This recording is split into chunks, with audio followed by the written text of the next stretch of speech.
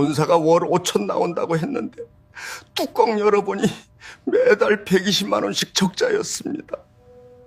여러분, 사람이 32년 동안 모은 돈이 8개월 만에 녹아내릴 수 있다는 거 믿어지십니까? 저도 처음에 이 이야기 듣고 믿기 어려웠습니다.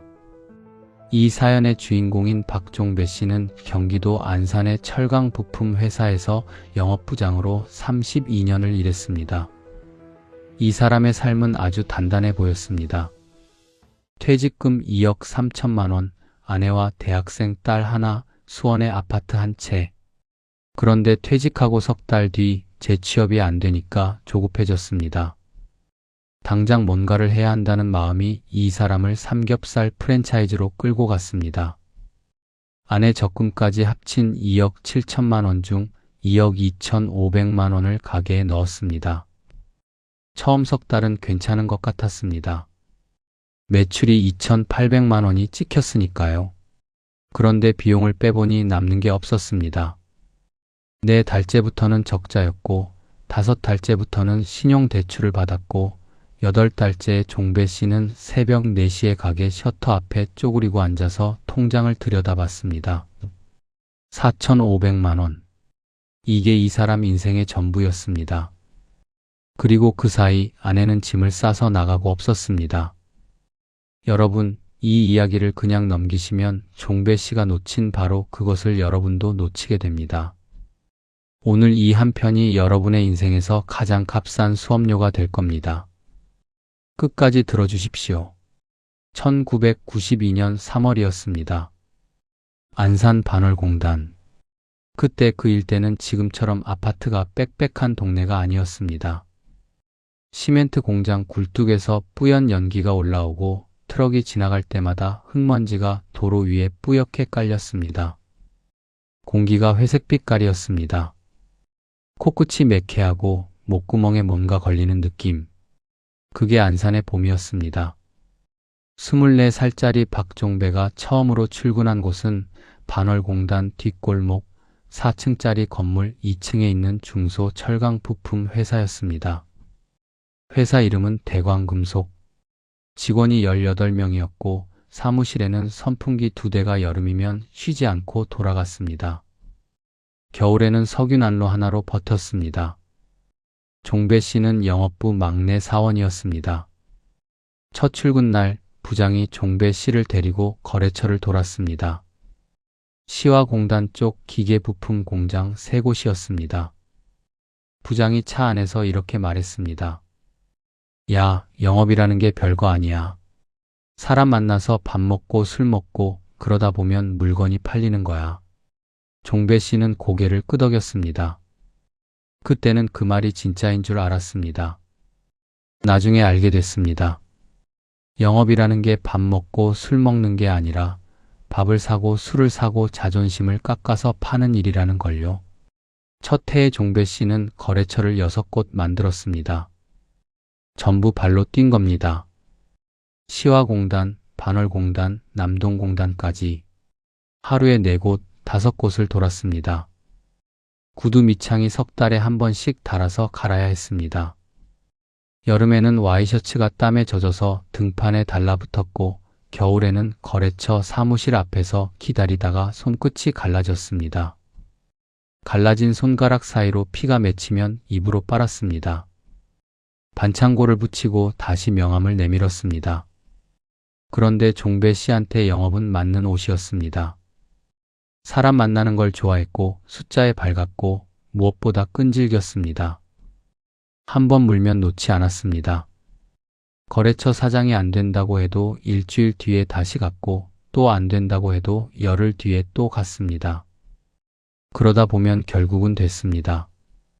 3년 차에 주임이 됐고 7년 차에 대리가 됐고 12년 차에 과장이 됐습니다.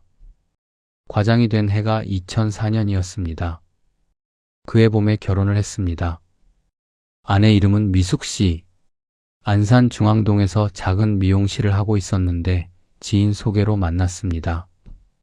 첫 만남은 안산역 앞 커피숍이었습니다. 미숙 씨가 아메리카노를 시켰는데 종배 씨는 커피를 못 마시는 사람이었습니다. 그래서 오렌지 주스를 시켰습니다. 미숙 씨가 웃으면서 이렇게 말했습니다. 아저씨 같으시네. 종배 씨가 그때 36이었으니까 틀린 말도 아니었습니다. 그런데 그 웃음이 좋았습니다. 오렌지 주스 빨대를 물고 있는데 귀가 빨개졌습니다. 결혼식은 안산 시내 예식장에서 했습니다. 하객이 150명 정도 왔습니다. 거래처 사장님들도 오셨고 회사 직원들도 거의 다 왔습니다. 종배 씨 어머니가 식장 입구에서 하객 한 분 한 분한테 고개를 숙이셨습니다.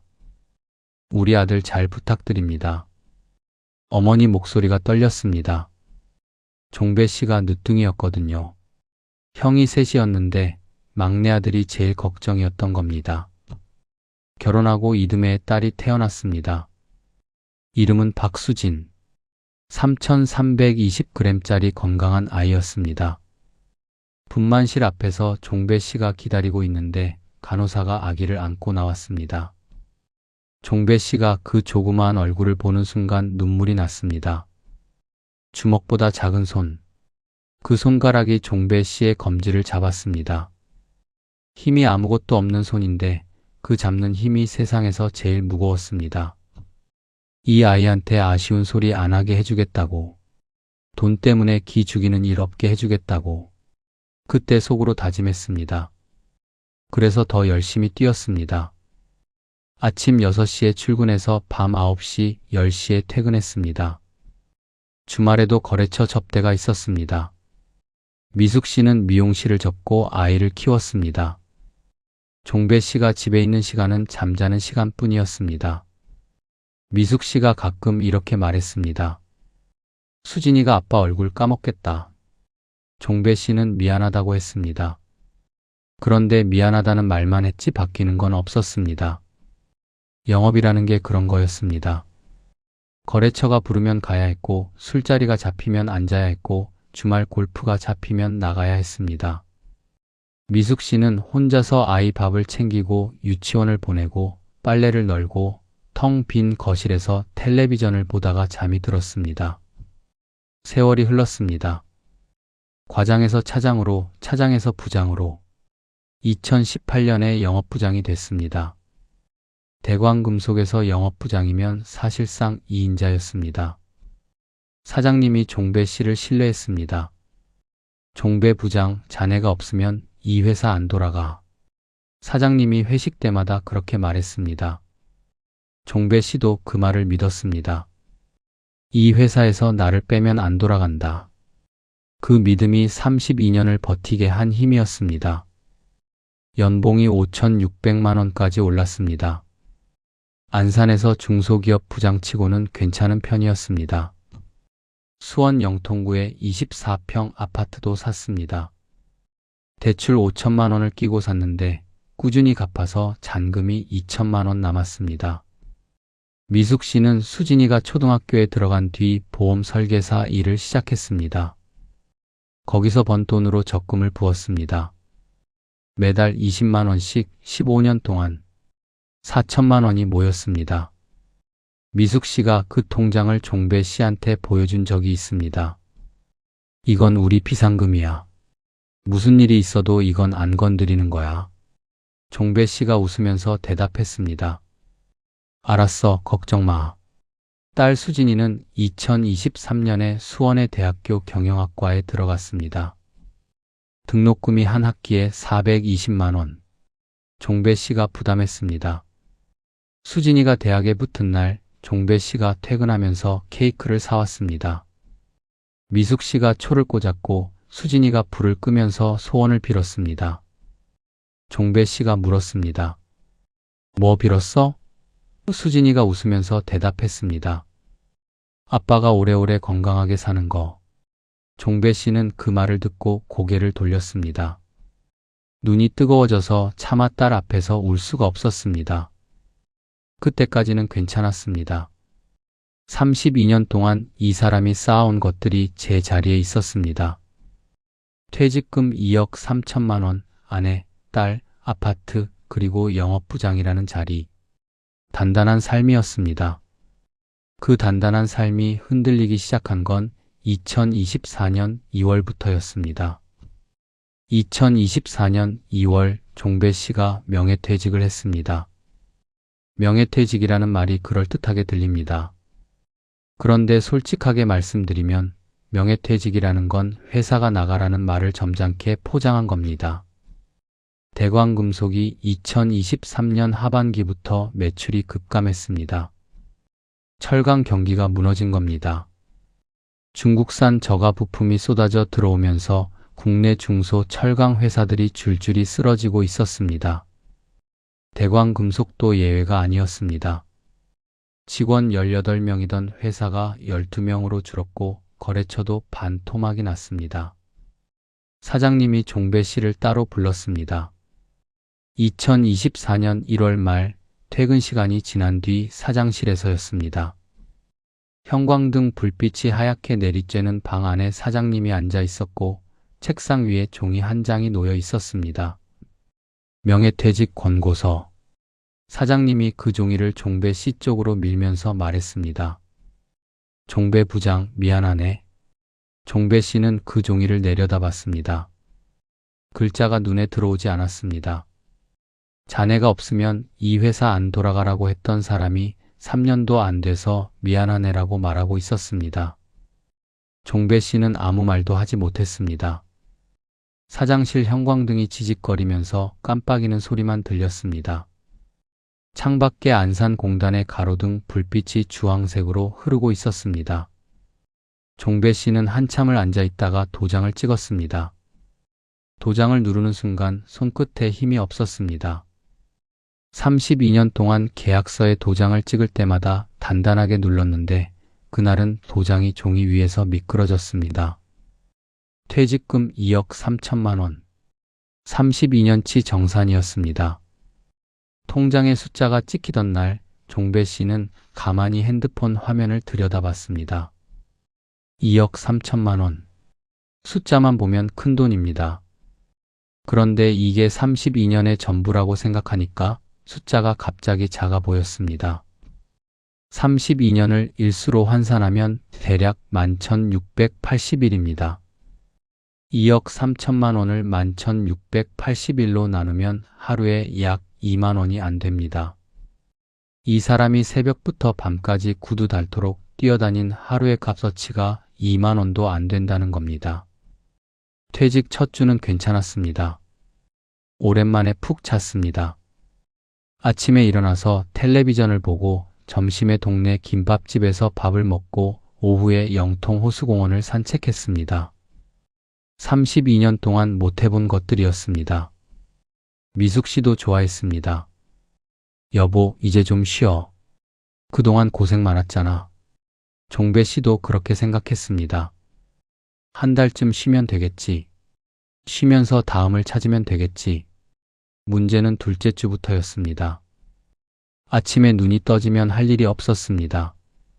32년 동안 새벽 6시에 알람이 울리면 자동으로 몸이 일어나서 출근을 했는데 그 알람이 사라진 겁니다.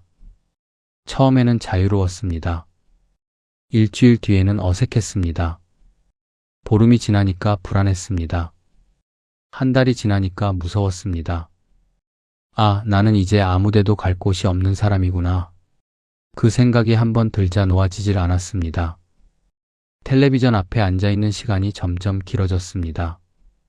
뉴스에서 경기 침체, 고용 한파라는 말이 나올 때마다 명치가 서늘해졌습니다. 나도 저기에 해당하는 사람이구나.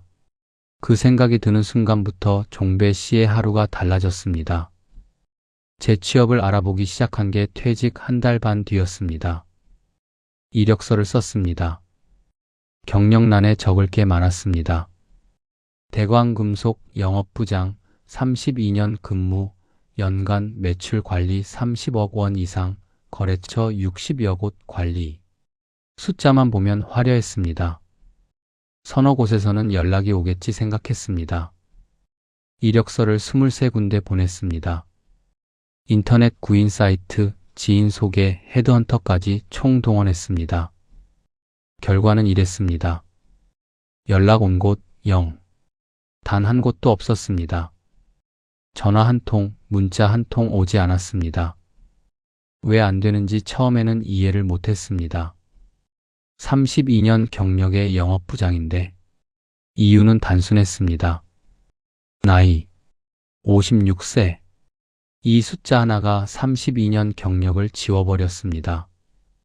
구인 공고마다 45세 이하 우대, 50세 미만이라고 적혀 있었습니다. 56세 영업부장을 써주는 곳은 이 세상 어디에도 없었습니다. 석 달이 지나도 전화는 오지 않았습니다. 종배 씨의 하루가 이렇게 바뀌었습니다.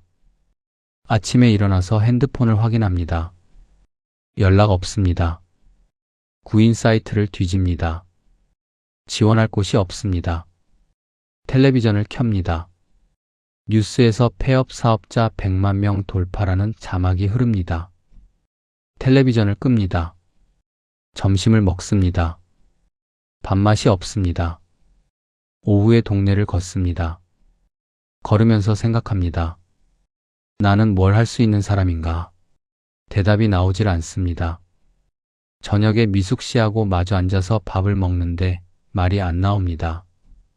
하루 종일 한 게 없으니까 나눌 이야기도 없었습니다. 말이 줄었습니다. 웃음이 사라졌습니다. 미숙 씨가 말을 걸면 짧게 대답했습니다. 응, 아니, 몰라. 32년 동안 거래처 사장님들 앞에서 막힘없이 말하던 사람이 아내 앞에서 세 글자도 못 꺼내게 된 겁니다. 어깨가 움츠러들었습니다. 걸음이 느려졌습니다. 면도를 안 하는 날이 늘었습니다. 냉장고 앞에 서서 뭘 먹을지 모르겠다는 표정으로 멍하니 서 있는 시간이 길어졌습니다. 어느 날 저녁이었습니다.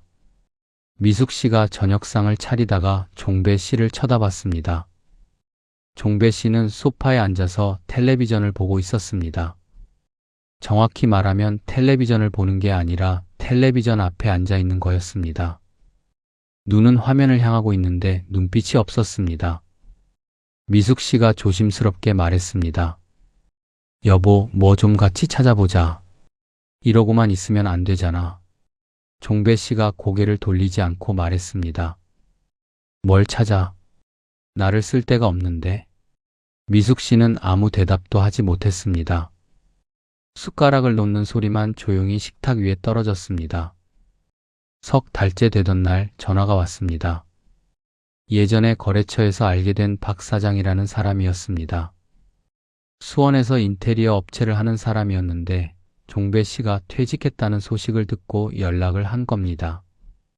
종배야, 요즘 뭐 하고 있어? 종배 씨가 대답했습니다. 아무것도 안 하고 있지. 잠깐 침묵이 흘렀습니다. 박 사장이 말했습니다. 야, 가만히 앉아 있으면 안 돼. 나이 먹으면 일을 해야 돼. 일 안 하면 사람이 늙어. 종배 씨가 건조하게 웃었습니다. 일하고 싶어도 써주는 데가 없으니까. 박 사장이 목소리를 낮추면서 말했습니다. 야, 남의 밑에서 일하지 말고 내가 사장하면 되잖아. 그리고 한마디를 덧붙였습니다. 수원역 앞에 삼겹살집 자리 하나 나왔어. 프랜차이즈인데 본사에서 월 매출 5천만 원은 나온다고 하더라. 월 매출 5천만 원. 종배 씨의 귀에 그 숫자가 박혔습니다. 32년 동안 숫자를 다뤄온 사람한테 5천만 원이라는 숫자는 아주 구체적으로 들렸습니다. 5천만 원이면 비용 빼고 순이익이 최소 500에서 700은 나올 거라고 머릿속에서 자동으로 계산이 돌아갔습니다. 연봉 5,600만 원 받던 것보다 나을 수도 있겠다 싶었습니다. 그런데 여기서 종배 씨가 놓친 게 있었습니다. 이 사람은 32년 동안 철강 부품을 팔았습니다. 삼겹살은 한 번도 구워본 적이 없었습니다. 요식업이 어떻게 돌아가는지, 배달 수수료가 얼마나 빠지는지, 인건비 구조가 어떤 건지 전부 몰랐습니다. 철강 견적서의 숫자와 식당 매출 전표의 숫자는 완전히 다른 세계의 언어인데 이 사람은 숫자라는 단어 하나로 두세 개가 같다고 착각한 겁니다. 무엇보다 이 사람은 조급했습니다. 석 달 동안 아무 데서도 받아주지 않았던 사람이 석 달 동안 소파에 앉아서 존재감이 녹아내리는 걸 지켜봐야 했던 사람이 처음으로 이건 되는 사업입니다라는 말을 들은 겁니다. 그러니까 의심보다 기대가 앞섰습니다. 판단이 아니라 감정이 결정을 내린 겁니다. 전화를 끊고 종배 씨는 처음으로 표정이 밝아졌습니다. 미숙 씨한테 이렇게 말했습니다. 여보, 나 삼겹살집 한번 해볼까? 미숙 씨의 눈이 커졌습니다. 삼겹살집? 갑자기 왜? 종배 씨가 말했습니다. 박 사장이 수원역 앞에 자리가 나왔다고 하더라. 본사에서 월 5천원 나온다고 해. 미숙 씨가 물었습니다. 근데 당신 식당 해본 적 없잖아. 종배 씨가 대답했습니다. 32년 동안 영업했는데 손님한테 잘하면 되지. 미숙 씨는 불안한 눈빛으로 종배 씨를 쳐다봤습니다. 그런데 석 달 동안 소파에서 죽은 눈을 하고 있던 남편의 눈에 처음으로 빛이 돌아온 것을 봤습니다. 32년 동안 새벽부터 밤까지 뛰어다닌 사람이 퇴직하고 석 달 만에 저렇게 무너졌는데 지금 처음으로 살아있는 눈을 하고 있었습니다. 그 눈빛을 보고 미숙 씨는 반대를 하지 못했습니다. 그게 실수였습니다. 미숙 씨가 그때 단호하게 안 되라고 말했으면 지금 이야기는 여기서 끝났을 겁니다. 그런데 32년 동안 고생한 남편한테 석 달 동안 무너져 있다가 처음으로 뭔가 하고 싶다는 남편한테 안 된다고 말하는 게 어디 쉬운 일이겠습니까? 미숙 씨도 사람이니까요. 미숙 씨는 한참을 망설이다가 말했습니다. 알았어. 근데 퇴직금 전부 넣지는 마. 종배 씨가 고개를 끄덕였습니다. 걱정 마. 32년 동안 영업했는데 장사가 안 될 리가 있어? 그 말을 듣고 미숙 씨가 살짝 웃었습니다. 안심이 돼서가 아니라 더 이상 뭐라고 할 수 없어서 웃은 거였습니다. 수원역 3번 출구에서 왼쪽으로 200m, 2층짜리 상가 건물 1층 왼쪽 끝 호실, 32평. 종배 씨가 처음 그 자리를 보러 간 건 2024년 5월 초였습니다. 오후 2시쯤이었는데 봄 햇살이 상가 건물 유리창에 부딪혀서 눈이 부셨습니다. 건물 앞에 프랜차이즈 본사 직원이 서 있었습니다. 30 초반으로 보이는 남자. 양복이 깔끔했고 서류 가방을 들고 있었습니다.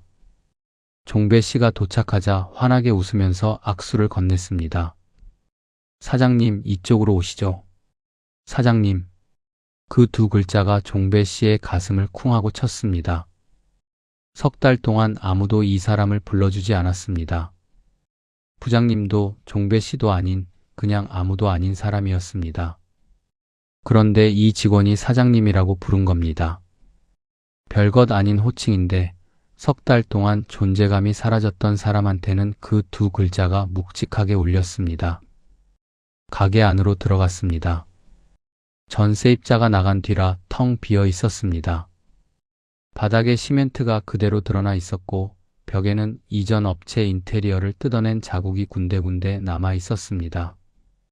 천장에 형광등 하나가 지직거리면서 깜빡이고 있었습니다. 먼지 냄새가 코를 찔렀습니다.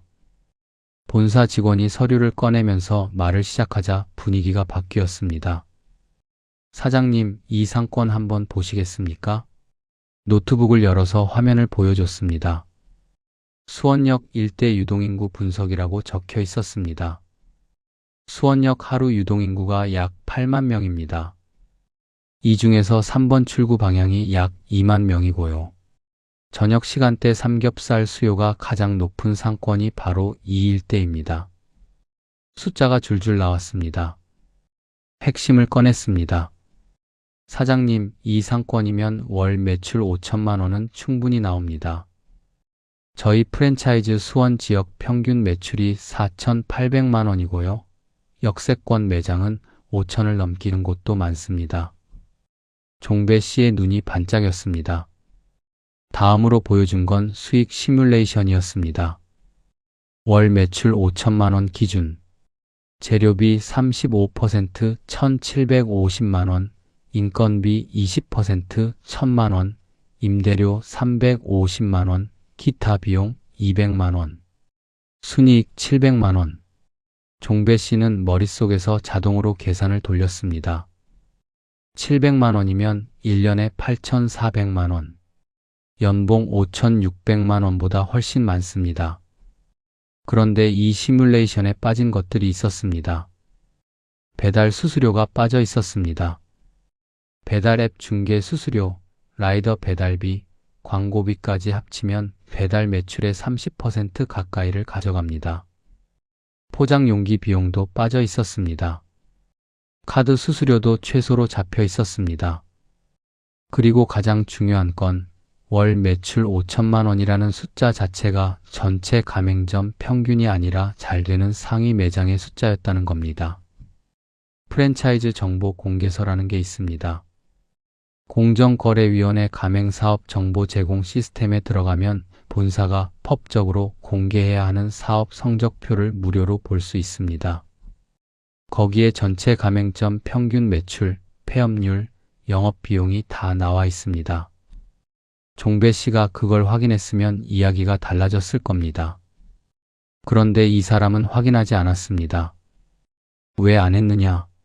32년 동안 견적서와 계약서를 만져온 사람이 왜 그 기본적인 확인을 안 했느냐? 이유는 간단합니다. 이 사람이 보고 싶었던 건 빈틈이 아니라 가능성이었기 때문입니다.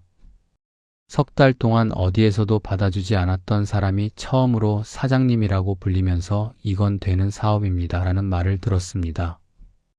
그러니까 의심이 아니라 믿음을 택한 겁니다. 조급함이 눈을 가린 겁니다. 종배 씨가 미숙 씨한테 돌아와서 말했습니다. 여보, 괜찮아 보여. 월 매출 5천에 순이익 700이래. 미숙 씨가 물었습니다. 그 숫자가 진짜야? 종배 씨가 대답했습니다. 본사에서 자료 다 보여줬어. 수원역 유동인구가 하루 8만 명이야. 미숙 씨가 다시 물었습니다. 돈은 얼마 들어가? 종배 씨가 말했습니다. 가맹비, 인테리어, 보증금, 주방기기 다 합치면 2억 2,500만 원 정도. 미숙 씨의 얼굴이 굳었습니다. 2억 2,500? 퇴직금이 2억 3천인데? 종배 씨가 말했습니다. 그러니까 당신 적금 4천만 원 합치면 2억 7천이잖아. 거기서 2억 2,500 빼면 4,500이 남아. 미숙 씨가 말했습니다. 나한테 퇴직금 전부 넣지 말라고 했잖아. 종배 씨가 말했습니다. 전부는 아니잖아. 4,500이 남는데. 미숙 씨는 가만히 종배 씨를 쳐다봤습니다. 입술이 떨렸습니다. 15년 동안 매달 20만 원씩 모은 돈이었습니다. 미용실 그만두고 보험 설계사로 일하면서 비 오는 날이고 눈 오는 날이고 고객을 만나러 다니면서 모은 돈이었습니다. 그 돈을 비상금이라고 했습니다. 무슨 일이 있어도 안 건드리는 거라고 했습니다. 그런데 지금 남편이 그 돈을 삼겹살집에 넣자고 하고 있었습니다. 미숙 씨는 한참을 망설였습니다.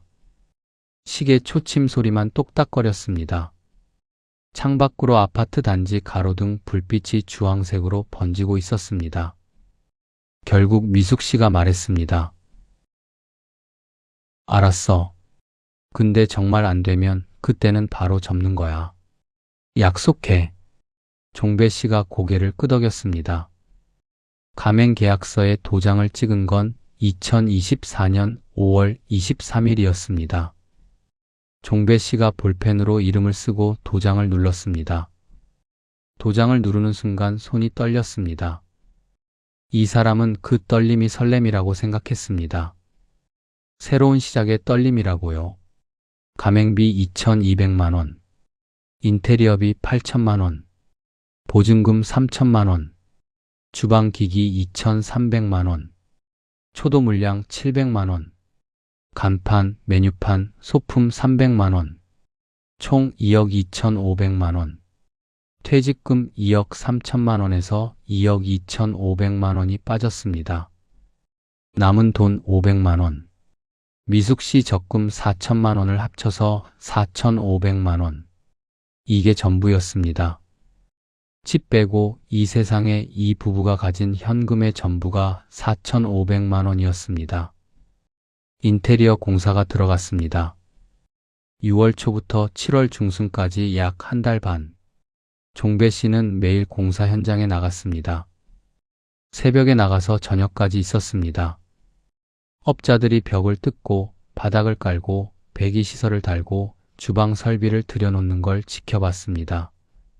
가게가 점점 모양을 갖춰가는 걸 보면서 가슴이 두근거렸습니다. 내 가게. 32년 동안 남의 회사에서 월급을 받았는데 처음으로 내 이름이 걸리는 가게가 만들어지고 있었습니다. 본사에서 일주일짜리 가맹점주 교육이 있었습니다. 조리법, 서빙, 재고 관리, 위생 기준. 종배 씨는 열심히 배웠습니다. 노트에 꼼꼼하게 메모도 했습니다.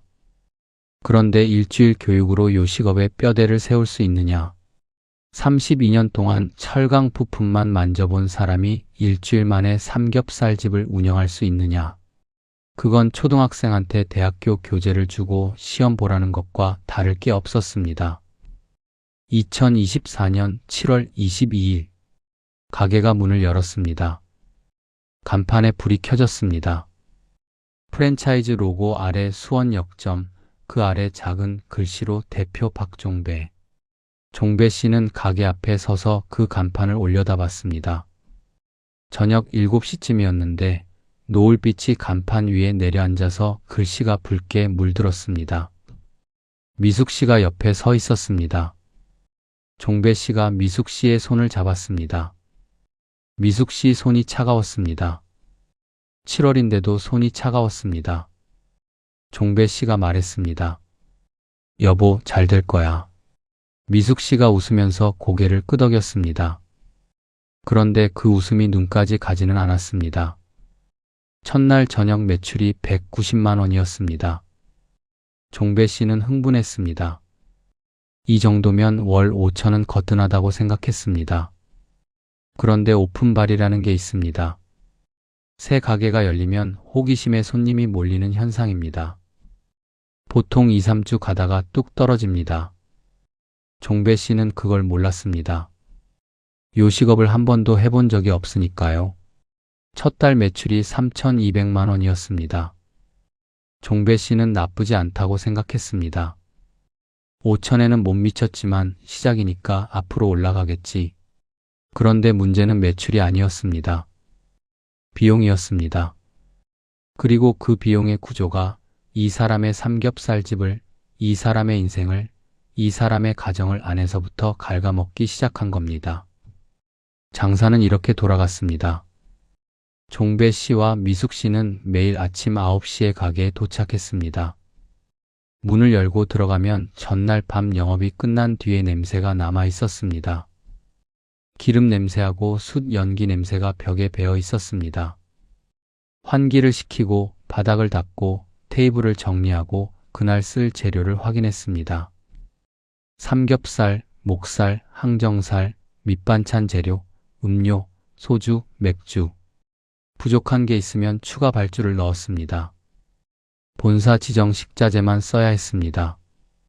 계약서에 그렇게 돼 있었습니다. 본사 지정 업체 의무 사용. 이 6글자가 무슨 뜻인지 종배 씨는 계약할 때 대수롭지 않게 넘겼습니다. 그런데 영업을 시작하고 보니 이게 독소 조항이었습니다. 본사 지정 업체의 식자재 가격이 시장 가격보다 20%에서 30% 비쌌습니다. 삼겹살 한 근 가격이 시장에서 사면 12,000원인데 본사 지정 업체에서 사면 15,500원이었습니다. 한 근에 3,500원 차이. 하루에 삼겹살을 30근 쓴다고 치면 하루에 10만 5천원. 한 달이면 300만 원 넘게 더 나가는 겁니다. 종배 씨가 본사에 전화를 걸었습니다. 식자재를 제가 직접 구매하면 안 됩니까? 본사 담당자가 대답했습니다. 사장님, 계약서 32조의 지정업체 의무 사용 조항이 있습니다. 위반하시면 계약 해지 사유에 해당됩니다.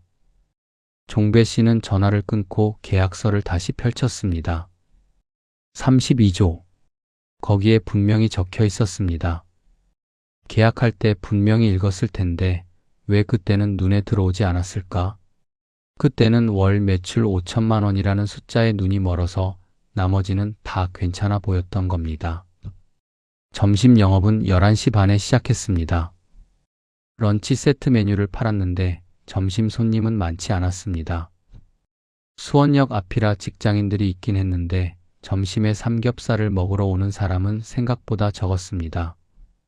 점심 평균 매출이 40만 원에서 50만 원 사이. 재료비하고 인건비 빼면 남는 게 거의 없었습니다. 진짜 장사는 저녁이었습니다. 오후 5시부터 밤 11시까지. 그런데 저녁 매출의 70% 이상이 배달이었습니다. 홀에 앉아서 먹는 손님보다 배달 앱으로 주문하는 손님이 압도적으로 많았습니다. 2024년의 현실이 그랬습니다. 사람들이 밖에 나와서 밥을 먹지 않습니다. 핸드폰으로 주문하고 집에서 먹습니다. 배달 매출이 많으면 좋은 거 아니냐고 생각하실 수 있습니다. 아닙니다. 배달은 매출이지 수익이 아닙니다. 왜냐하면 배달에는 수수료가 붙기 때문입니다. 배달 앱 중개 수수료가 매출의 약 15%입니다. 거기에 라이더 배달비가 건당 3,000원에서 4,500원. 배달 앱 광고비가 월 50만 원에서 100만 원. 포장 용기 비용이 건당 1,500원에서 2,000원. 이걸 다 합치면 배달 매출의 30% 가까이를 수수료로 내는 겁니다. 종배 씨가 이 구조를 처음 파악한 게 영업 2달째였습니다. 어느 날 밤 영업이 끝나고 미숙 씨와 함께 그날 매출을 정리하고 있었습니다. 매출이 110만 원이었습니다. 나쁘지 않은 숫자입니다. 그런데 거기서 빼야 할 것들을 하나씩 빼기 시작했습니다. 재료비 38만 5천 원, 인건비 알바 20만 원, 배달 수수료 16만 원, 배달 라이더비 9만 원, 포장 용기비 3만 5천 원, 카드 수수료 2만 원, 전기세, 가스비 일할 환산 3만 원, 임대료 일할 환산 11만 7천 원, 대출 이자 일할 환산 2만 5천 원. 다 빼고 나니까 남은 돈이 3만 3천 원이었습니다. 아침 9시부터 밤 12시까지 부부가 합쳐서 30시간 가까이 일하고 남은 돈이 3만 3천 원. 시급으로 치면 1,100원입니다. 최저임금 12,000원의 10분의 1도 안 되는 돈이었습니다. 종배 씨는 그 숫자를 보고 한동안 말이 없었습니다. 미숙 씨도 말이 없었습니다. 가게 안에 형광등만 하얗게 켜져 있었고 주방에서 냉장고 돌아가는 웅웅 소리만 들렸습니다. 벽에 걸린 시계가 새벽 1시를 가리키고 있었습니다. 종배 씨가 입을 열었습니다. 이게 맞아? 미숙 씨가 계산기를 다시 두드렸습니다. 결과는 같았습니다. 3만 3천 원. 그날이 잘된 날이었습니다. 매출 110만 원이 찍힌 날이 잘된 날이었다는 겁니다. 매출이 80만 원인 날은 적자였습니다. 70만 원인 날은 더 큰 적자였습니다. 비가 오는 날은 홀 손님이 반토막 났습니다. 그러면 배달 비중이 더 높아지고 수수료가 더 많이 빠지고 남는 건 더 없었습니다. 2달째 전체 매출이 2,800만 원이었습니다. 본사에서 말한 5천만 원의 반이 조금 넘었습니다. 그런데 이 2,800만 원에서 비용을 전부 빼면 남는 돈이 마이너스 120만 원이었습니다. 그러니까 이 부부가 아침부터 밤까지 죽도록 일하고 한 달이 지나면 오히려 120만 원이 사라지는 구조였습니다. 일을 하면 할수록 돈이 줄어드는 겁니다.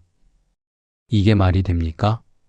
그런데 이게 2024년 대한민국 자영업의 현실이었습니다. 종배 씨의 하루를 말씀드리겠습니다. 아침 9시에 가게에 도착합니다. 문을 열고 청소를 합니다. 재료를 확인하고 부족한 건 발주를 넣습니다. 11시 반에 점심 영업을 시작합니다. 미숙 씨가 홀을 보고 종배 씨가 주방을 봅니다. 오후 2시에 점심 영업이 끝나면 잠깐 쉽니다. 쉰다고 해봤자 가게 구석에 플라스틱 의자 놓고 앉아서 눈을 감는 거였습니다. 등이 뻣뻣했습니다. 허리가 쑤셨습니다. 32년 동안 사무직을 했던 몸이 갑자기 하루 종일 서서 기름 연기를 마시면서 일하니까 비명을 지르는 겁니다. 오후 5시에 저녁 영업이 시작됩니다. 배달 주문이 몰립니다. 핸드폰 알림이 쉬지 않고 울립니다. 삼겹살 2인분, 목살 1인분, 된장찌개 추가. 주문이 밀리면 조리 시간이 늦어지고 늦어지면 배달 앱에 나쁜 평점이 달립니다. 평점이 떨어지면 주문이 줄어듭니다. 주문이 줄면 매출이 빠지고 매출이 빠지면 적자가 커집니다. 악순환입니다. 밤 11시에 마지막 주문을 받습니다. 자정 무렵에 정리가 끝납니다. 기름때가 낀 그릴을 닦고 바닥을 쓸고 남은 재료를 냉장고에 넣고 매출을 정리합니다. 종배 씨와 미숙 씨가 가게 문을 닫고 나올 때가 새벽 1시입니다. 차를 타고 영통 아파트까지 20분.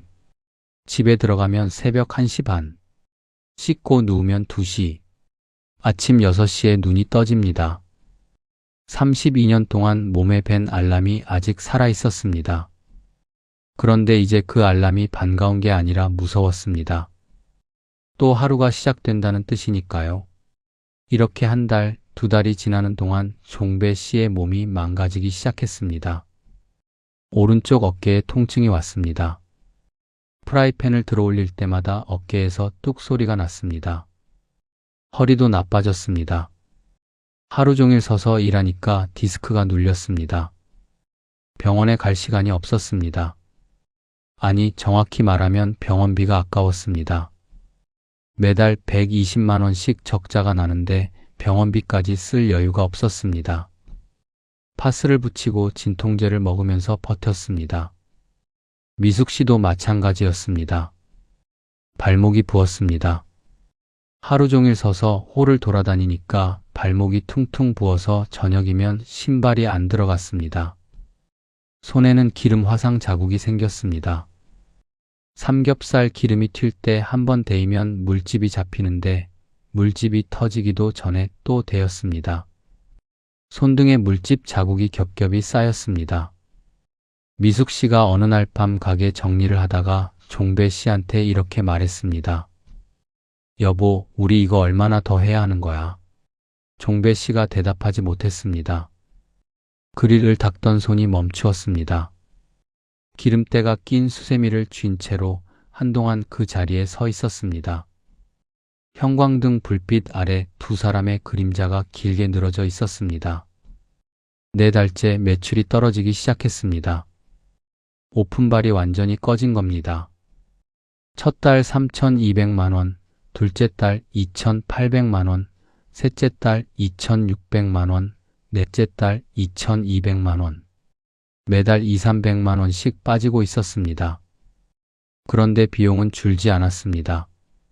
임대료 350만 원, 인건비 400만 원, 재료비, 배달 수수료, 대출 이자. 비용은 매출이 줄든 말든 꼬박꼬박 나갔습니다. 매출은 내려가는데 비용은 그대로니까 적자 폭이 점점 벌어졌습니다. 넷째 달 적자가 240만 원이었습니다. 4,500만 원 중에서 이미 석 달 동안 360만 원이 나갔고 넷째 달에 240만 원이 추가로 빠졌습니다. 남은 돈이 3,900만 원. 이 속도면 1년도 못 버팁니다. 종배 씨도 계산이 되니까 알고 있었습니다. 그런데 접을 수가 없었습니다. 2억 2,500만 원을 넣었는데 넉 달 만에 접는다는 건 그 돈을 전부 날리겠다는 뜻이었습니다. 매몰 비용이라는 게 있습니다. 이미 쓴 돈은 돌아오지 않는데 사람 심리가 그걸 인정하지 못합니다. 이미 넣은 돈이 아까우니까 더 버팁니다. 버티면 나아질 거라고 믿습니다. 그런데 나아지지 않습니다. 버틸수록 더 빠져나갑니다. 이걸 알면서도 멈추지 못하는 겁니다. 종배 씨가 딱 그랬습니다. 5달째 종배 씨는 은행에 갔습니다. 신용대출을 받으러 간 겁니다. 4,500만 원으로 시작한 운전자금이 바닥을 보이기 시작하니까 대출을 받아서 메워야 했습니다. 은행 창구에 앉아서 서류를 작성할 때 종배 씨의 손이 떨렸습니다. 32년 동안 대출을 받아본 적이 아파트 담보 대출 한 번밖에 없었습니다. 신용대출이라는 걸 처음 받아보는 거였습니다. 1,500만 원, 연이율 7%, 매달 이자가 약 87,500원. 숫자만 보면 작은 돈 같지만 매달 적자가 나고 있는 상황에서 이자까지 보태지는 겁니다. 빚이 빚을 낳는 구조의 시작이었습니다. 대출금 1,500만 원이 통장에 들어온 날, 종배 씨는 이상한 안도감을 느꼈습니다. 통장 잔고가 늘어난 걸 보니까 안심이 된 겁니다. 그런데 그건 안도감이 아니라 착각이었습니다. 그 돈은 내 돈이 아니라 빚이니까요. 갚아야 하는 돈이니까요. 6달째, 상황이 더 나빠졌습니다. 수원역 인근에 같은 삼겹살 프랜차이즈 매장이 하나 더 열었습니다. 걸어서 5분 거리에 같은 브랜드 가게가 생긴 겁니다. 본사한테 전화를 걸어서 따졌습니다. 이 근처에 같은 매장을 왜 또 여는 겁니까? 본사 담당자가 대답했습니다. 사장님, 영업보호구역은 반경 500m입니다. 새 매장은 600m 거리에 있어서 규정에는 위반되지 않습니다. 500m와 600m의 차이, 100m 차이로 종배 씨의 가게는 보호받지 못했습니다. 같은 브랜드 가게가 바로 옆에 생기면 어떻게 됩니까? 손님이 나뉩니다. 배달 주문도 나뉩니다. 배달 앱에서 검색하면 같은 브랜드가 2개 뜨니까 더 가까운 쪽으로 주문이 갑니다. 종배 씨 가게의 배달 주문이 20% 가까이 줄었습니다. 매출이 2천만 원 밑으로 떨어졌습니다. 비용은 그대로인데 매출만 빠지니까 적자가 300만 원을 넘었습니다. 대출 이자까지 합치면 310만 원. 한 달에 310만 원씩 돈이 사라지는 겁니다. 종배 씨가 밤에 잠이 안 오기 시작한 게 이때부터였습니다. 새벽 2시에 누워서 천장을 봅니다. 어두운 천장에 아무것도 보이지 않는데 숫자가 떠다닙니다. 2천만 원, 310만 원, 4,500만 원, 2억 2,500만 원. 숫자들이 빙글빙글 돌았습니다. 눈을 감아도 숫자가 사라지지 않았습니다. 통장을 하루에 10번, 20번 들여다봤습니다. 새 입금이 있나 확인하는 겁니다. 당연히 없습니다. 있을 리가 없습니다. 미숙 씨와의 사이도 나빠지기 시작했습니다. 둘 다 지쳐 있으니까 말이 날카로워졌습니다. 미숙 씨가 말했습니다. 나한테 퇴직금 전부 넣지 말라고 했잖아. 종배 씨가 대답했습니다. 지금 그 소리가 나와? 미숙 씨가 말했습니다. 그럼 언제 할 건데? 더 망하고 나서. 종배 씨가 목소리를 높였습니다. 내가 망하려고 한 거야? 내가 놀려고 한 거야? 미숙 씨가 입을 다물었습니다. 종배 씨도 입을 다물었습니다. 가게 안에 정막이 내려앉았습니다. 벽시계 초침 소리만 똑딱 똑딱. 두 사람 사이에 보이지 않는 벽이 한 겹 생긴 겁니다. 7달째, 종배 씨는 또 은행에 갔습니다. 추가 대출 1,500만 원, 합계 3천만 원, 이자가 월 17만 5천 원으로 늘었습니다. 통장 잔고가 줄어드는 속도보다 빚이 불어나는 속도가 더 빨랐습니다. 그 무렵에 딸 수진이한테서 전화가 왔습니다. 다음 학기 등록금 420만 원을 보내달라는 전화였습니다. 종배 씨는 전화를 받고 한참 말이 없었습니다. 수진이가 물었습니다. 아빠, 왜 말이 없어? 종배 씨가 대답했습니다. 응, 알았어. 보내줄게. 전화를 끊고 종배 씨는 가게 뒷마당에 나가서 한참을 서 있었습니다. 가을바람이 불었습니다. 목덜미가 서늘했습니다. 이 아이한테 아쉬운 소리 안 하게 해주겠다고 다짐했던 게 20해 전이었습니다. 돈 때문에 기 죽이는 일 없게 해주겠다고 했는데 지금 등록금 420만 원이 무서운 겁니다. 등록금을 보냈습니다. 남은 운전자금에서 빼서 보냈습니다. 통장 잔고가 또 420만 원 줄었습니다. 수진이한테는 아무 말도 하지 않았습니다. 아빠 가게 잘 되고 있어? 수진이가 물었을 때 종배 씨는 웃으면서 대답했습니다. 응, 잘 되고 있어. 걱정 마. 전화를 끊고 나서 종배 씨는 가게 주방 구석에 쪼그리고 앉았습니다. 스테인리스 조리대 아래 그늘진 곳이었습니다. 형광등 불빛이 조리대 윗면만 비추고 아랫면은 어두웠습니다. 그 어둠 속에 웅크리고 앉아서 종배 씨는 소리 없이 울었습니다. 울음소리가 나오면 미숙 씨가 들을까봐 입을 틀어막고 울었습니다. 50여 년 살면서 이렇게 운 적이 없었습니다.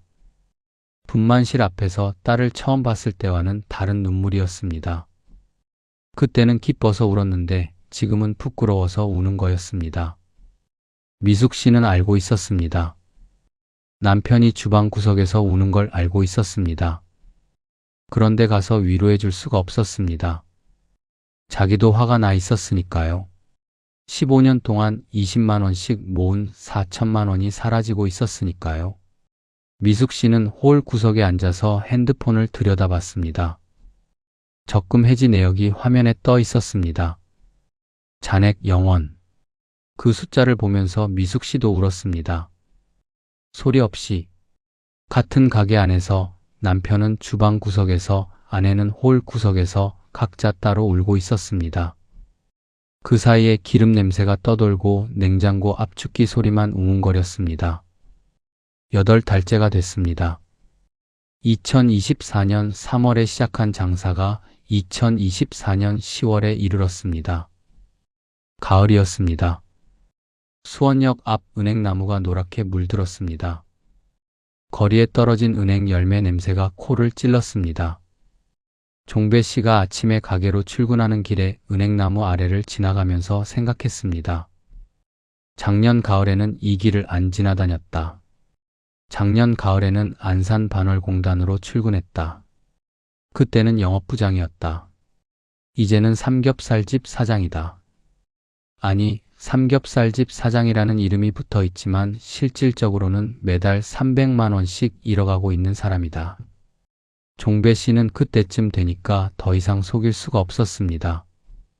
이 가게는 안 된다. 아무리 해도 안 된다. 머리로는 이미 알고 있었습니다. 그런데 마음이 안 따라갔습니다.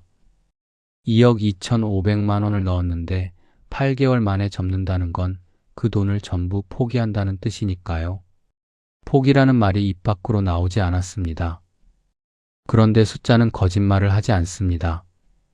종배 씨가 어느 날 밤 영업이 끝나고 종이 한 장을 꺼내서 현재 상황을 정리했습니다. 볼펜으로 숫자를 적어 내려갔습니다. 남은 현금 4,500만 원에서 8개월 동안 적자와 등록금, 생활비로 빠진 돈을 전부 빼면 약 2천만 원. 거기에 신용대출 3천만 원이 있으니까 실질 자산은 마이너스 1,000만 원. 이미 빚이 자산을 넘어선 상태였습니다. 월 적자 300만 원에서 350만 원 사이. 가게를 계속 운영하면 매달 이만큼 빠집니다. 석 달만 더 가면 운전자금이 완전히 바닥나고 임대료도 못 내는 상황이 옵니다. 그러면 폐업을 하면 되지 않느냐. 종배 씨도 그렇게 생각했습니다. 그래서 폐업 비용을 알아봤습니다. 여기서 이 사람의 얼굴이 하얗게 됐습니다. 원상복구 비용. 가게를 빌리기 전 상태로 되돌리는 데 드는 돈입니다. 인테리어를 전부 철거하고 바닥을 뜯어내고 벽을 원래대로 돌리고 배기시설을 제거해야 합니다. 견적을 받아보니 2,500만 원이었습니다. 프랜차이즈 위약금. 계약 기간 5년 중에 8개월 만에 해지하는 거니까 위약금이 붙습니다. 계약서를 다시 펼쳐봤습니다. 중도 해지 시 가맹비의 50% 위약금. 가맹비가 2,200만 원이었으니까 위약금이 1,100만 원. 거기에 교육비 반환 불가, 간판 철거비 별도. 합치면 1,300만 원. 보증금 반환. 보증금 3천만 원 중 원상 복구비와 미납 임대료를 공제하고 돌려받는 구조였습니다. 원상 복구비가 2,500만 원이니까 돌려받을 수 있는 보증금이 500만 원밖에 안 됐습니다. 대출 상환. 신용대출 3천만 원은 가게를 닫든 말든 갚아야 합니다. 이걸 전부 합산하면 폐업에 필요한 비용이 약 6천만 원이었습니다. 종배 씨 통장에 남은 돈은 2천만 원. 폐업 비용이 남은 돈의 3배였습니다. 문을 열어도 매달 300만 원씩 빠집니다. 문을 닫으려면 6천만 원이 필요합니다. 열어도 지옥, 닫아도 지옥. 종배 씨는 갇힌 겁니다. 자기가 도장을 찍어서 들어간 곳에서 자기가 만든 감옥에 갇힌 겁니다. 그날 밤 종배 씨는 가게 셔터를 내리고 나서 셔터 앞에 쪼그리고 앉았습니다. 새벽 2시였습니다. 수원역 앞거리에 사람이 없었습니다. 가로등 불빛이 주황색으로 아스팔트 위에 번지고 있었고 어디선가 취객이 노래를 부르는 소리가 멀리서 들렸습니다. 바람이 차가웠습니다. 10월의 새벽 공기가 얇은 티셔츠 사이로 파고들었습니다. 종배 씨는 핸드폰을 꺼내서 통장을 확인했습니다. 2,012만 원. 이게 지금 이 사람이 가진 전부였습니다.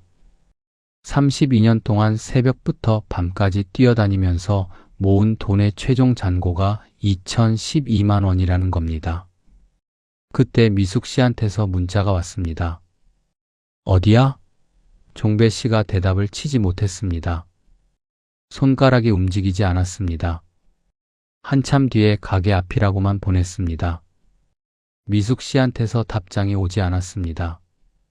종배 씨는 새벽 3시까지 그 셔터 앞에 앉아 있었습니다. 지나가는 사람이 이상한 눈으로 쳐다봤습니다. 삼겹살집 셔터 앞에 중년 남자가 쪼그리고 앉아서 핸드폰만 들여다보고 있으니까요. 종배 씨는 그 시선을 느끼면서도 일어나지 못했습니다. 일어나면 집에 가야 하고 집에 가면 미숙 씨를 마주쳐야 하고 미숙 씨를 마주치면 이 상황을 이야기해야 하는데 무슨 말을 해야 할지 모르겠으니까 일어날 수가 없었습니다. 다음날 아침 종배 씨는 결단을 내렸습니다. 접자. 더 버티면 남은 2천만 원마저 사라지고 빚만 더 불어난다. 지금 접으면 6천만 원이 필요하지만 석 달 더 버티면 7천만 원이 필요해진다. 늦으면 늦을수록 더 많이 잃는다. 지금이 가장 덜 아플 때다. 종배 씨는 미숙 씨한테 말했습니다. 여보, 가게 접자. 미숙 씨는 아무 말이 없었습니다. 한참을 가만히 있다가 고개를 끄덕였습니다. 이미 알고 있었다는 표정이었습니다. 오래전부터 알고 있었는데 남편이 먼저 말하기를 기다리고 있었던 겁니다. 그런데 폐업 비용 6천만 원을 어떻게 마련하느냐? 남은 돈 2천만 원, 부족한 돈 4천만 원. 이 돈을 어디서 구하느냐? 종배 씨는 아파트 담보 대출을 추가로 받기로 했습니다. 영통 아파트 잔금이 2천만 원 남아 있었는데 추가로 4천만 원을 더 빌렸습니다. 합계 담보 대출 6천만 원. 여기에 신용 대출 3천만 원. 총 빚이 9천만 원이 된 겁니다. 32년 동안 빚 없이 살았던 사람이 8개월 만에 9천만 원의 빚을 지게 됐습니다. 폐업 절차가 시작됐습니다. 본사에 해지 통보를 하고 인테리어 철거 업체를 불렀습니다.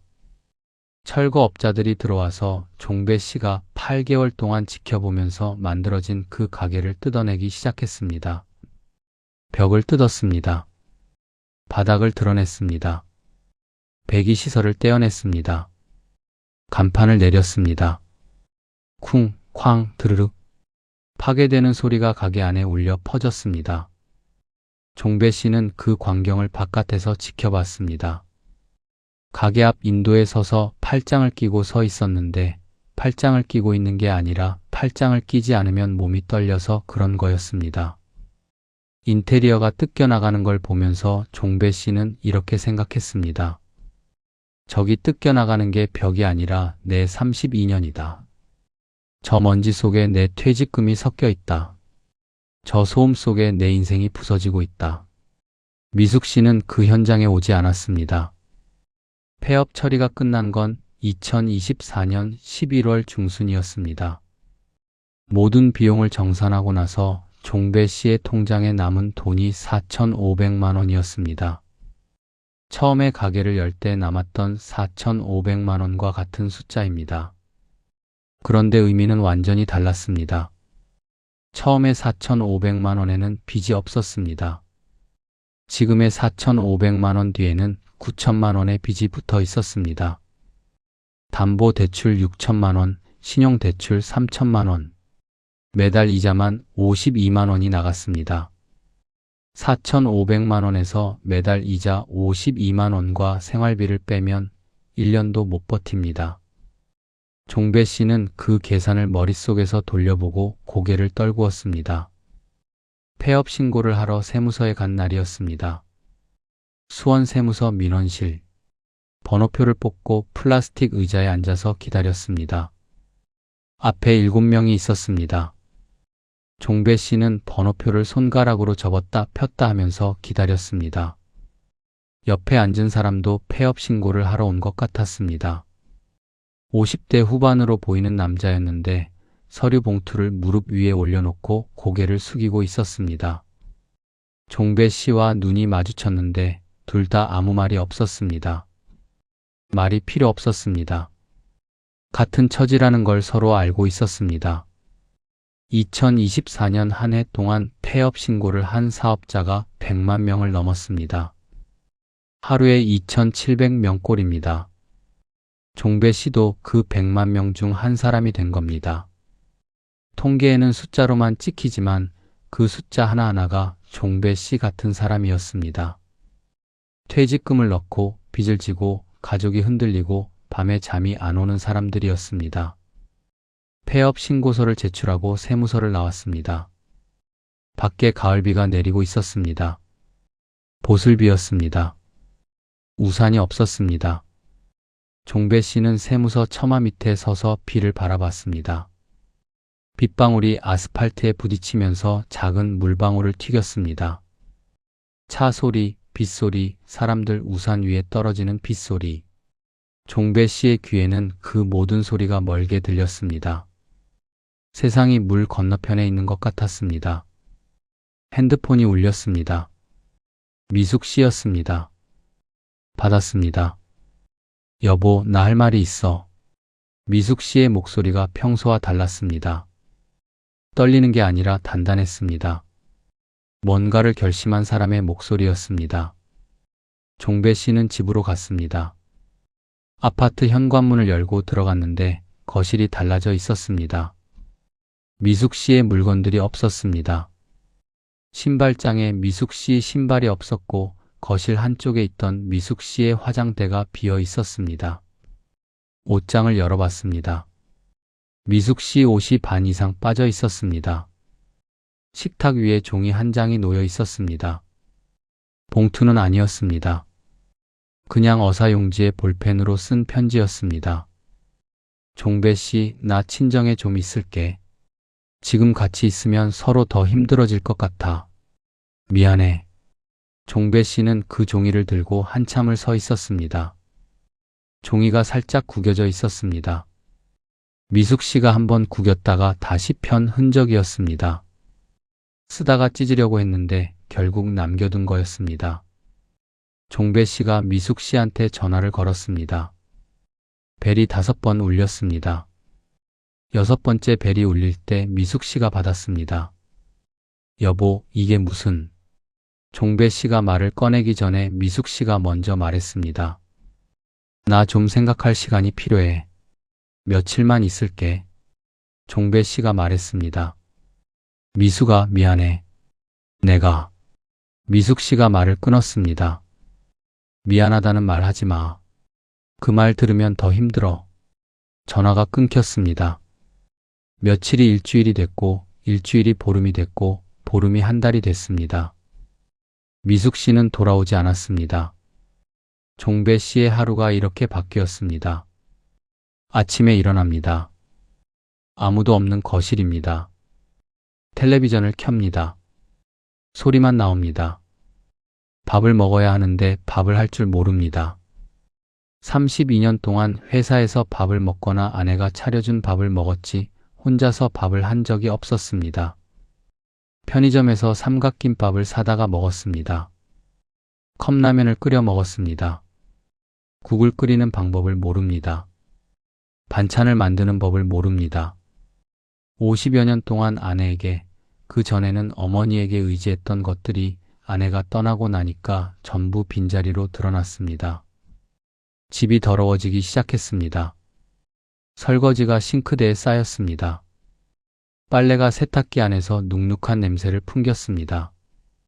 바닥에 먼지가 쌓였습니다. 종배 씨는 청소를 하려다가 중간에 멈추고 소파에 앉았습니다. 할 의욕이 없었습니다. 가게도 없고 아내도 없고 직장도 없고 남은 건 9천만 원의 빚하고 4,500만 원의 통장 잔고하고 텅 빈 아파트뿐이었습니다. 딸 수진이가 가끔 전화를 했습니다. 아빠 밥 먹었어? 응, 먹었어. 안 먹었는데 먹었다고 했습니다. 엄마는? 엄마는 외갓집에 좀 다녀오겠다고 했어. 거짓말이었습니다. 미숙 씨가 나간 게 아니라 떠난 거라는 걸 수진이한테 말할 수 없었습니다. 아버지로서 그 말은 차마 입 밖에 나오지 않았습니다. 12월이 됐습니다. 겨울이 왔습니다. 아파트 보일러를 아껴 쓰려고 거실 온도를 낮춰 놓았습니다. 매달 이자 52만 원의 관리비, 생활비까지 빼면 4,500만 원이 언제 바닥날지 눈에 보였습니다. 전기장판 하나 펴놓고 그 위에서 잤습니다. 창밖으로 겨울바람이 불면 외풍이 들어와서 목이 시렸습니다. 이불을 목까지 끌어올리고 눈을 감으면 어둠 속에서 숫자가 떠올랐습니다. 2억 2,500만 원, 9천만 원, 4,500만 원, 52만 원. 숫자들이 천장에서 빙글빙글 돌았습니다. 그러던 어느 날 밤 미숙 씨한테서 전화가 왔습니다. 종배 씨는 벌떡 일어나서 전화를 받았습니다. 여보, 미숙 씨가 말했습니다. 종배 씨, 우리 정리하자. 종배 씨는 말이 안 나왔습니다. 정리하자. 그 세 글자가 귀에 들어오는데 뇌까지 도달하는데 시간이 걸렸습니다. 뭘 정리해? 종배 씨가 물었습니다. 미숙 씨가 대답했습니다. 다 정리하자. 더 이상은 못하겠어. 종배 씨가 말했습니다. 미숙아, 내가 다시 일어설게. 조금만. 미숙 씨가 말했습니다. 종배 씨, 32년 동안 기다렸어. 회사 다닐 때도 기다렸고, 가게 할 때도 기다렸고, 지금도 기다리고 있어. 그런데 뭘 기다리는 건지 모르겠어. 나도 지쳤어. 전화가 끊겼습니다. 종배 씨는 핸드폰을 내려놓고 거실 바닥에 앉았습니다. 전기장판 위에 앉아서 벽을 쳐다봤습니다. 벽에 가족 사진이 걸려 있었습니다. 수진이가 5살쯤 됐을 때 놀이공원에서 찍은 사진이었습니다. 종배 씨가 수진이를 목마 태우고 있고 미숙 씨가 옆에서 웃고 있었습니다. 세 사람 다 웃고 있었습니다. 종배 씨는 그 사진을 한참 동안 쳐다봤습니다. 이 사람이 32년 동안 지키려고 했던 게 뭐였을까요? 퇴직금 2억 3천만 원이 아니었습니다. 저 사진 속의 웃음이었습니다. 새벽부터 밤까지 구두 닳도록 뛰어다닌 건 저 웃음을 지키려고 한 거였습니다. 그런데 정작 저 웃음을 지키지 못한 겁니다. 돈을 벌려다가 돈을 잃고 가족을 지키려다가 가족을 잃은 겁니다. 이혼 서류가 도착한 건 2025년 1월이었습니다. 새해 첫날이 지나고 사흘째 되는 날 우편함에 서류 봉투가 꽂혀 있었습니다. 종배 씨는 그 봉투를 열지 않고 식탁 위에 올려놓았습니다. 3일 동안 열지 않았습니다. 나흘째 되는 날 아침에 열었습니다. 이혼 합의서. 미숙 씨의 도장이 이미 찍혀 있었습니다. 종배 씨는 한참을 들여다보다가 도장을 찍었습니다. 32년 직장 생활의 끝이 명예퇴직이었고 8개월 장사의 끝이 폐업이었고 20년 결혼 생활의 끝이 이 한 장의 종이었습니다. 2025년 2월이었습니다. 수원 영통 아파트에 종배 씨 혼자 남았습니다. 통장 잔고가 3천만 원 아래로 떨어져 있었습니다. 매달 이자 52만 원, 관리비 20만 원, 생활비 최소 50만 원. 합치면 월 120만 원이 나갑니다. 이 속도면 2년도 못 버팁니다. 종배 씨는 한동안 아무것도 하지 못했습니다. 집에서 나가지 않았습니다. 커튼을 치고 어두운 거실에 앉아 있었습니다.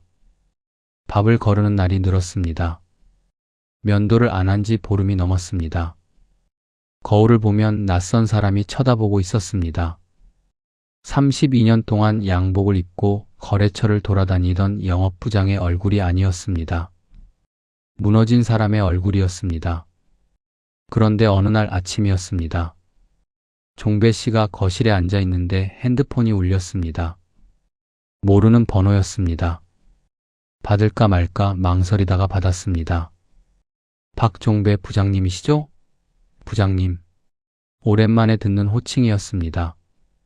전화를 건 사람은 예전 거래처 사장이었습니다. 시화공단에서 기계부품 공장을 운영하는 김 사장이라는 사람이었는데 대광금속 시절 종배 씨가 관리하던 거래처 중 하나였습니다. 종배 부장, 요즘 뭐 하고 있어? 종배 씨가 대답했습니다. 아무것도 안 하고 있습니다. 김 사장이 말했습니다. 부장님, 나 좀 도와줘. 우리 공장에서 납품할 철강 부품 거래선을 새로 뚫어야 하는데 어디서부터 시작해야 할지 모르겠어. 부장님이 32년 동안 이 바닥에서 뛴 사람이잖아. 나한테 컨설팅 좀 해줄 수 있어? 컨설팅. 그 말을 듣고 종배 씨는 가만히 있었습니다. 가슴 한구석에서 뭔가가 미세하게 움직였습니다. 삼겹살집을 할 때는 한 번도 느끼지 못했던 감각이었습니다. 이건 내가 아는 세계다. 철강 부품, 거래처 영업, 납품 구조. 이건 32년 동안 내가 해온 일이다. 종배 씨가 대답했습니다. 한번 만나서 이야기합시다. 다음 날 종배 씨는 오랜만에 면도를 했습니다. 양복은 아니었지만 깨끗한 셔츠를 꺼내 입었습니다. 시화공단으로 가는 길이 익숙했습니다. 버스를 타고 공단 입구에서 내리니까 기름 냄새와 금속가루 냄새가 코를 찔렀습니다. 그 냄새가 반가웠습니다. 삼겹살 기름 냄새가 아니라 철강 공장의 냄새. 이게 종배 씨의 냄새였습니다. 김 사장을 만났습니다. 공장 사무실에서 커피를 마시면서 이야기를 했습니다. 김 사장이 상황을 설명했습니다. 기존 납품처가 가격을 올려서 새로운 거래선을 찾아야 하는데 어디를 알아봐야 할지 모르겠다고.